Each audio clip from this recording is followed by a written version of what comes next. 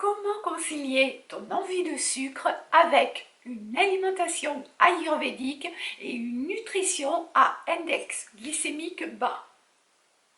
Dans cette nouvelle vidéo, je te propose de découvrir les principes de base de l'Ayurveda, puis le mode alimentaire index glycémique bas, et je vais t'expliquer comment concilier le tout pour te réconcilier enfin avec le sucre. Avant d'aller plus loin, si tu ne connais pas la nutrition à index glycémique bas ou IG bas, je t'invite à visionner la vidéo Faire la paix avec le sucre et comprendre la différence entre charge glycémique et index glycémique, dont tu retrouveras les informations, bien sûr, de ce côté. Cette vidéo est une réponse à l'une de mes abonnées les plus actives que je remercie infiniment pour l'idée.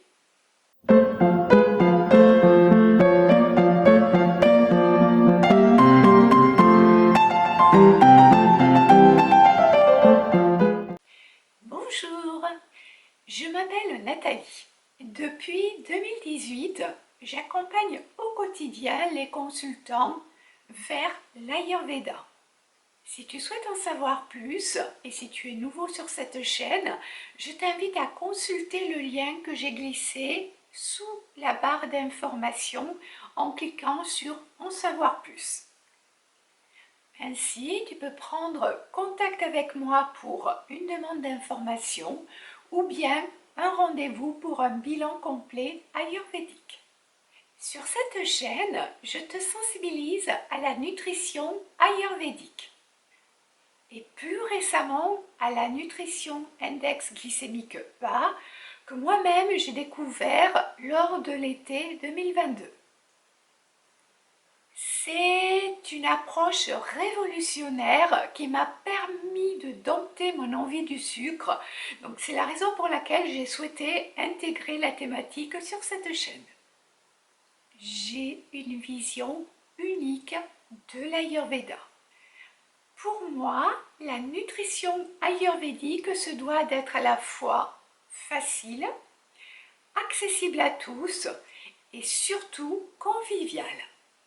C'est la raison pour laquelle je te propose des recettes tridoshiques, ce qui signifie adaptées à chacun des doshas afin d'éviter toute exclusion sociale. Pour les nouveaux, je vous invite à liker la vidéo, vous abonner à la chaîne et à activer la petite cloche afin d'être informé des prochaines publications. Ces actions que je répète à chaque vidéo, mais elles sont absolument essentielles pour la survie de la chaîne, puisqu'elles vont favoriser une bonne note au niveau de l'algorithme de YouTube et surtout continuer à m'encourager à prendre du temps à produire du contenu gratuit que j'ai toujours un grand plaisir à t'offrir.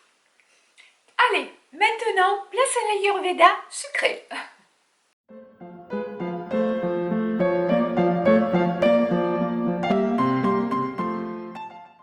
Comme je l'ai indiqué dans l'introduction, je privilégie une cuisine ayurvédique tridoshique pour encourager le partage, la sociabilité et sattva. Pour rappel, sattva représente tout ce qui est harmonie, clarté, l'intelligence, la paix et la perception. Je vais m'appuyer sur les principes de base de l'Ayurveda afin d'appuyer mes propos. Parmi les 11 principes essentiels, on retrouve l'attitude mentale, l'environnement, la compagnie, l'attention. Pour le volet nutrition, on retrouve la qualité des aliments, les différentes sortes d'aliments, l'état des aliments, l'ordre dans lequel manger les aliments, combinaison alimentaire, la quantité des aliments ingérés et l'acte de manger. Je vais développer le volet nutrition et reprendre dans l'ordre. L'acte de manger, c'est le point le plus important. Manger doit être un plaisir. D'un point de vue anatomique, c'est un processus qui commence dans la bouche avec le mâchage complet des aliments ainsi que la dégustation.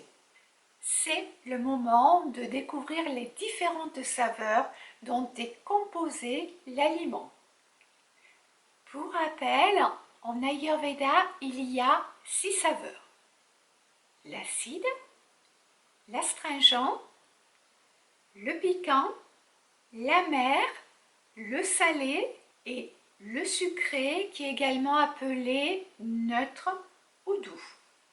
La saveur sucrée est composée des éléments terre et eau.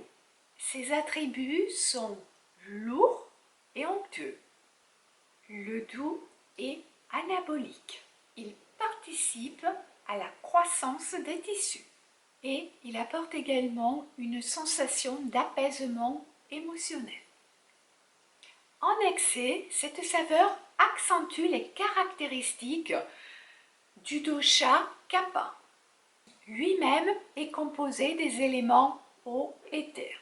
Les éléments similaires s'intensifient et les opposés s'équilibrent. Donc, en partant de ce principe, eau plus terre, de la saveur sucrée sur un élément kapha qui est composé de l'eau et de la terre, forcément ça va apporter beaucoup de lourdeur. Pour traduire des kilos en plus en fait. D'autre part, les papilles gustatives du bout de la langue reconnaissent la saveur sucrée et en sont très friandes. Allez, on va faire un petit test. Je te propose d'aller chercher un aliment sucré tout en mettant en pause la vidéo. Et maintenant que tu as cet aliment sucré, je t'invite à le déposer délicatement sur ta langue. As-tu remarqué les automatismes qui se mettent en place?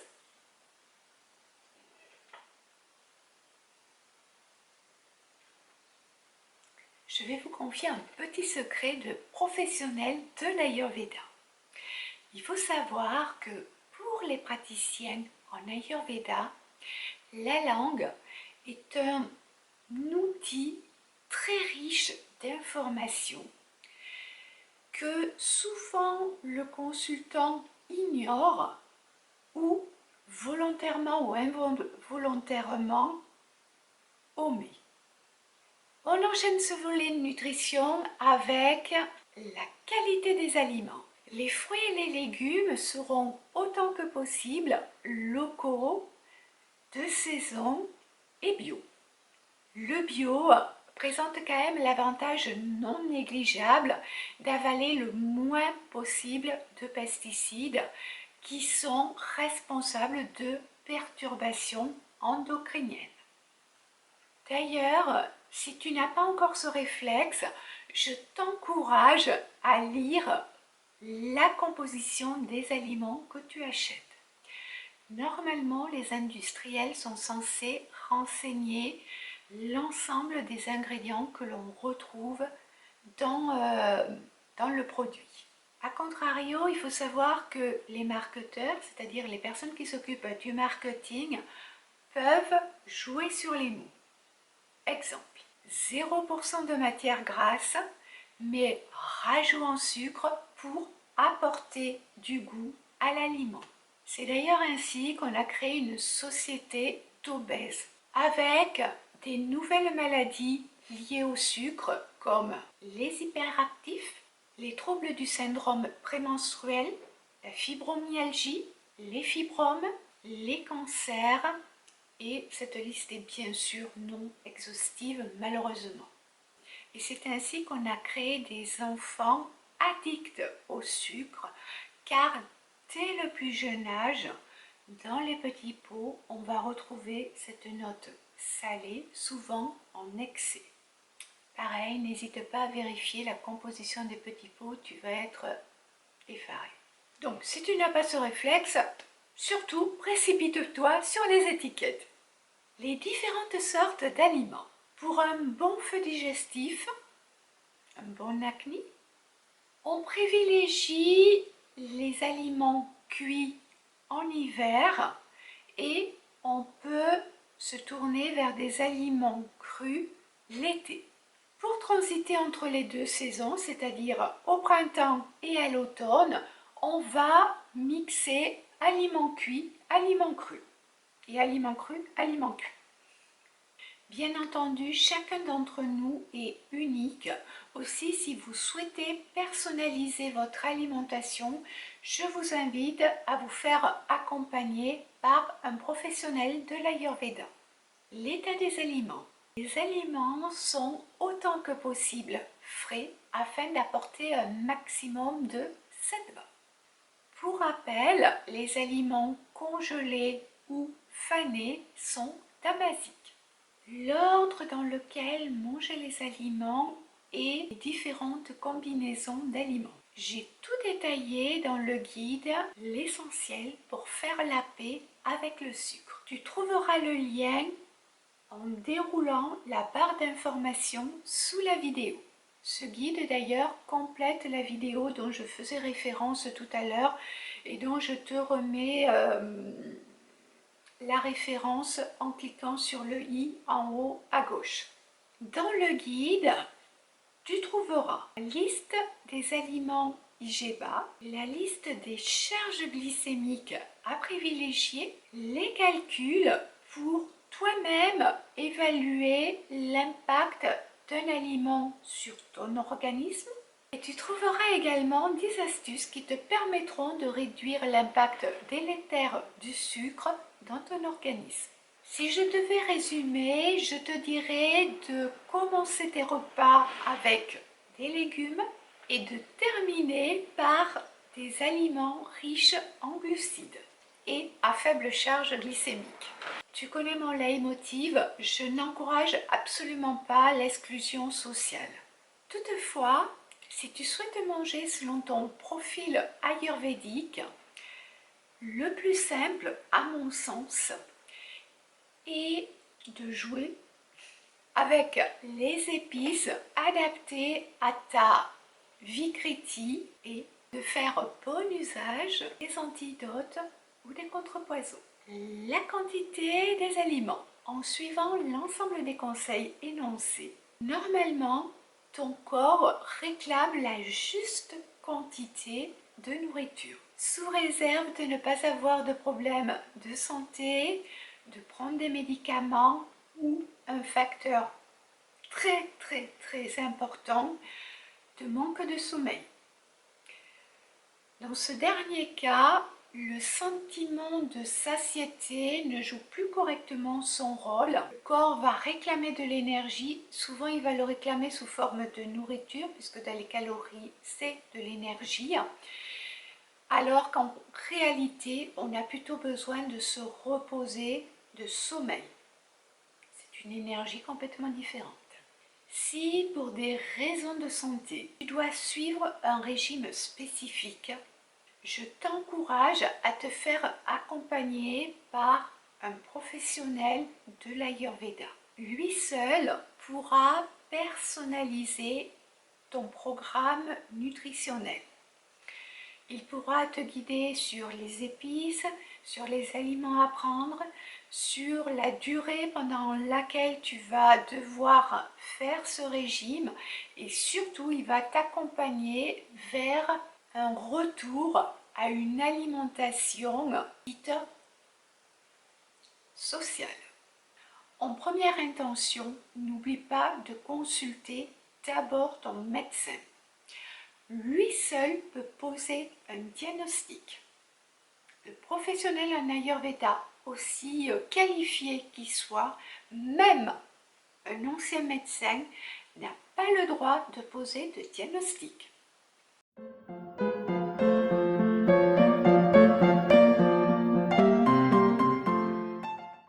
Alors, pour intégrer le mode alimentaire IGBA dans ta vie, je te propose 3 options. La première, c'est de remplacer les sucres par des glucides à IGBA. Exemple, la farine de blé par de la farine de coco. La deuxième, c'est de mettre en place quelques-unes des astuces que j'ai développées dans le guide dont je faisais référence tout à l'heure. Et la troisième, c'est de revoir ton alimentation.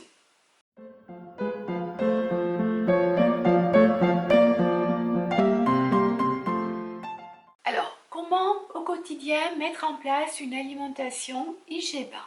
La première des choses au petit déjeuner, c'est de manger protéiné. Ainsi, cela évitera de déclencher le pic d'insuline qui appelle au sucre à 10 heures, à la fin du déjeuner, au goûter et le soir. De privilégier un déjeuner avec un maximum de protéines, de légumes et de céréales à IGBA.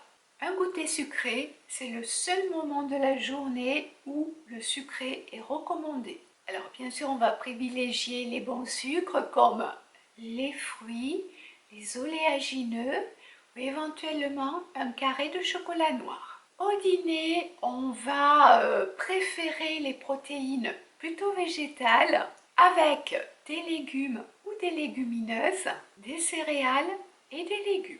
Et tout le long de la journée, on va utiliser les contrepoisons à bon escient. Alors, qu'as-tu pensé de cette nouvelle vidéo? Et que penses-tu de mon nouvel environnement? J'ai hâte de lire tes commentaires sous la vidéo. Et bien sûr, les suggestions bienveillantes sont toujours les bienvenues, ainsi que toute nouvelle idée de vidéo. Je te remercie du fond du cœur d'avoir regardé cette vidéo jusqu'au bout. Et maintenant, il ne me reste plus qu'à te souhaiter à toi, la communauté des gens heureux, une très belle, très joyeuse et surtout une très lumineuse fin de journée. Et je te dis à très vite. Et à faible charge glycémique.